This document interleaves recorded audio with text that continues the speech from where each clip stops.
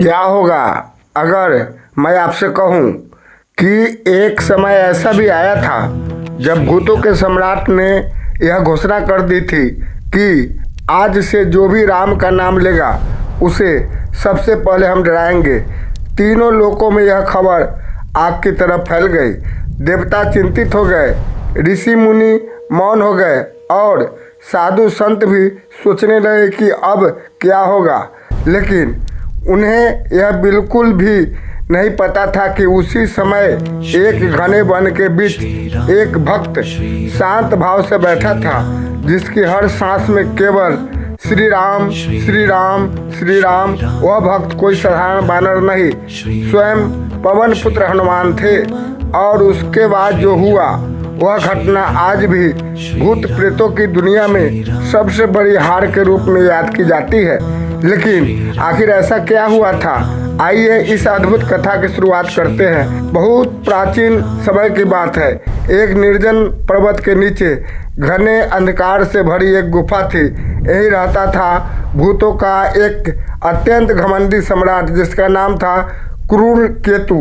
उसे अपने बल पर इतना अभिमान था कि वह स्वयं को तीनों लोकों का सबसे भयावह प्राणी मानता था। एक दिन उसने अपने सभी प्रेतों, पिशाचों और दुष्ट आत्माओं की सभा बुलाई।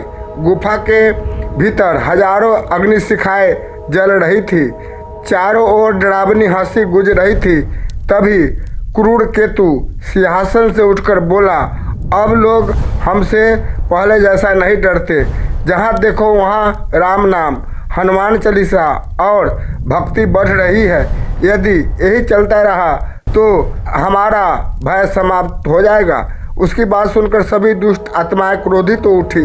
एक सेनापति बोला, महाराज, जिस स्थान पर सबसे अधिक राम भक्ति होगी वहीं सबसे पहले आक्रमण करेंगे।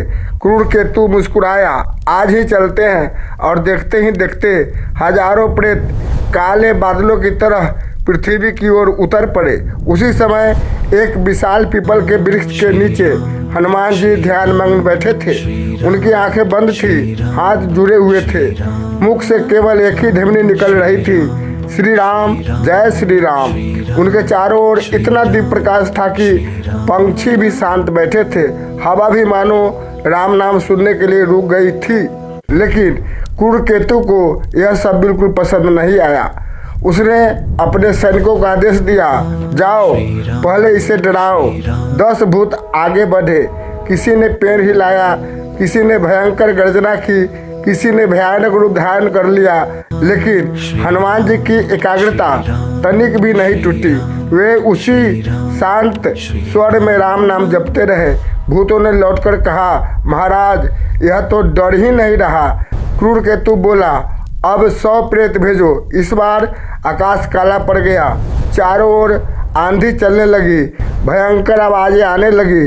लेकिन हनुमान जी ने केवल धीरे से आंखें खोली और मुस्कुराकर बोले, भाइयों, यदि तुम्हें शांति चाहिए तो मेरे साथ बैठकर एक बार राम नाम ले लो। यह सुनकर पूरा दल ठहाका मारकर हंस पड़ा। हम राम का नाम ले। क्रूर केतु स्वयं आगे बढ़ा। वह बोला, आज तुम्हारा राम भी तुम्हें नहीं बचा पाएगा। हनुमान जी शांत स्वर में बोले, जो अपने प्रभु पर विश्वास करता है उसे किसी भय की आवश्यकता नहीं होती। अब क्रूर केतु क्रोध से कांप उठा। उसने अपनी पूरी सेना बुला ली। हजारों भूत, लाखों पिशाच चारों दिशाओं में दौड़ पड़े।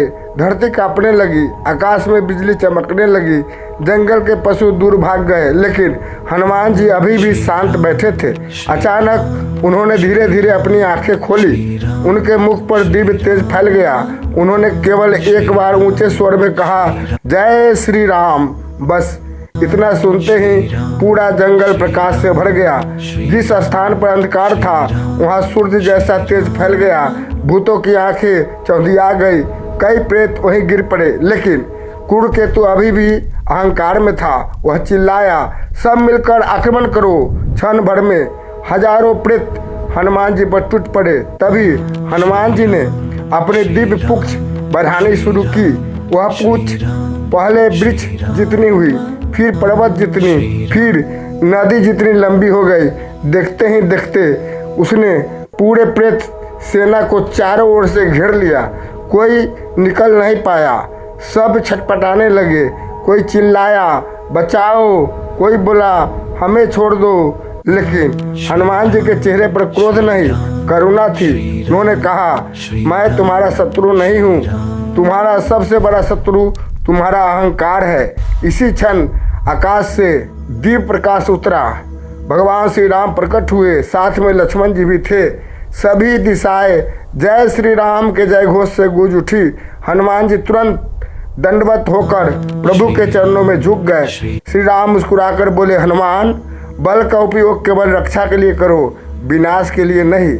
हनुमान जी ने हाथ जोड़कर कहा, प्रभु इनका उद्देश्य आपकी भक्ति रोकना था। श्री राम बोले, जिसके हृदय में प्रेम जाग जाए वह स्वयं बदल जाता है। फिर श्री राम ने क्रूर केतु की ओर देखा। उनकी करुणा भरी दृष्टि पड़ते ही उसका घमंड टूट गया। वह कांपते हुए चरणों में गिर पड़ा, प्रभु मुझसे बहुत बड़ा अपराध हो गया, क्षमा कर दीजिए। श्री राम बोले, क्षमा वही पाता है जो अपने अपराध को स्वीकार कर ले। हनुमान जी ने अपनी पूंछ हटा ली। सभी प्रेत मुक्त हो गए, लेकिन अब उनके चेहरे पर डर नहीं, विनम्रता थी। क्रूर केतु ने हाथ जोड़कर प्रण किया, आज से जहाँ भी राम नाम होगा, जहाँ हनुमान चालीसा का पाठ होगा, जहाँ सच्चे मन से भगवान का स्मरण होगा, हम उस स्थान के पास भी नहीं जाएंगे। हनुमान जी मुस्कुराए और बोले, याद रखना राम नाम से बड़ा कोई कवच नहीं। इतना कहकर उन्होंने फिर से आंखें बंद कर ली। जंगल में पुनः शांति छा गई। हवा फिर से मधुर हो गई। पंछी फिर गाने लगे और पूरे वन में केवल एक ही ध्वनि गूंज रही थी, जय श्री राम, जय श्री राम, जय हनुमान। दोस्तों, यह कथा हमें सिखाती है कि भय का अंत शक्ति से नहीं, भक्ति, विनम्रता और प्रभु पर अटूट विश्वास से होता है। अगर आपके जीवन में भी किसी प्रकार का भय, नकारात्मकता या चिंता है तो प्रतिदिन श्रद्धा से एक बार जय श्री राम और जय बजरंगबली अवश्य बोलिए।